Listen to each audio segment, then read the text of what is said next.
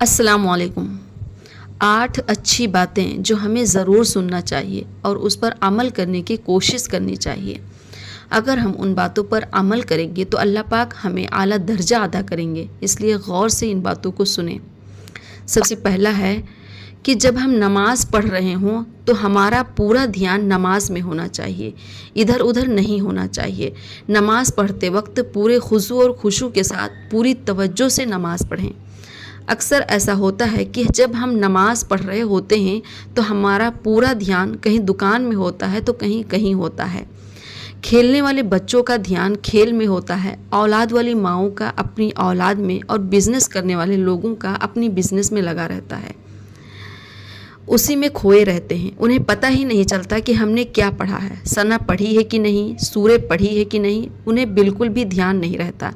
ایسا کرنا غلط ہے۔ ہمارا پورا دھیان اپنی نماز میں ہونا چاہیے۔ اس لیے کہا گیا ہے کہ جب تم نماز میں ہو تو اپنے دل کی حفاظت کرو۔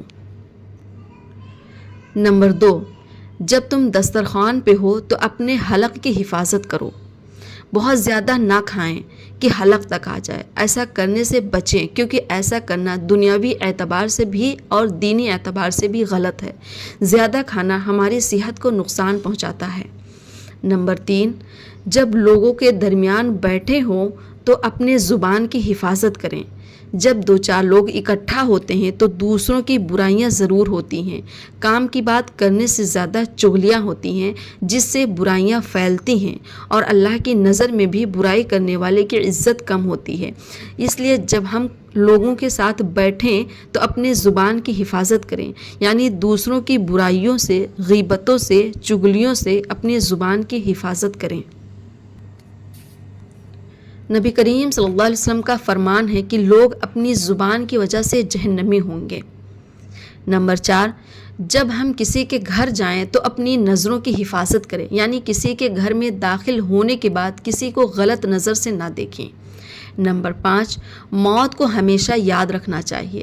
نبی کریم صلی اللہ علیہ وسلم کا فرمان ہے کہ سب سے عقل مند انسان وہ ہے جو اپنی موت کو اچھے سے یاد رکھتا ہے، کیونکہ موت کو یاد رکھنے والا شخص ہمیشہ گناہوں سے بچتا رہتا ہے، گناہ کرنے سے پرہیز کرتا رہتا ہے۔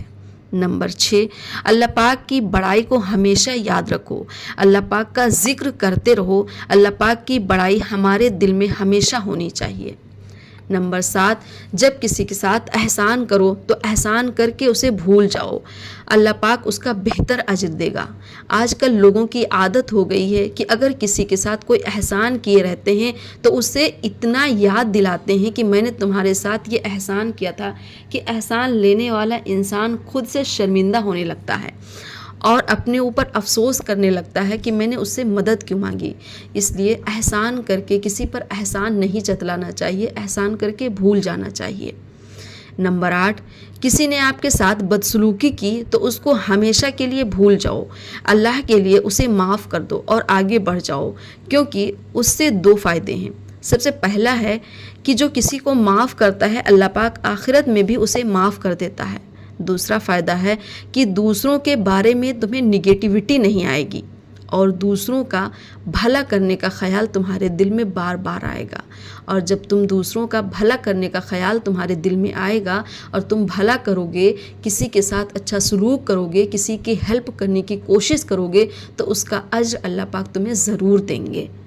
ہمیں ان 8 باتوں کو غور سے سننا چاہیے اور اس پر عمل کرنے کی کوشش کرنا چاہیے۔